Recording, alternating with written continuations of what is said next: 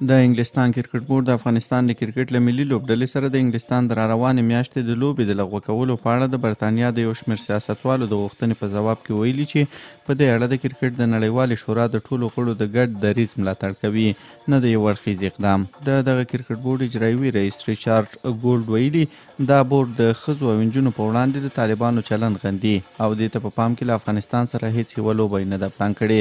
هغه ژمنه وکړه چې په دې اړه به د کرکټ د نړیوالې شورا ICC لخوا د اقداماتو لپاره هڅه وکړي، ځکه د په وینا همغږي شوې هڅې به د یو اړخیز اقدام په پرتله ډېرې اغېزمنې وي. د برتانیا د پارلمان یو شمېر غړو له انګلستان څخه غوښتي چې راتلونکې میاشت افغانستان په وړاندې د کرکټ د چمپیون ټرافۍ لوبه بایکاټ کړي. ټاکل شوې ده چې انګلستان د فبرورۍ میاشتې په 26مه نیټه د پاکستان په لاهور کې په یو ګروپ کې د افغانستان سره لومړنۍ لوبه وکړي.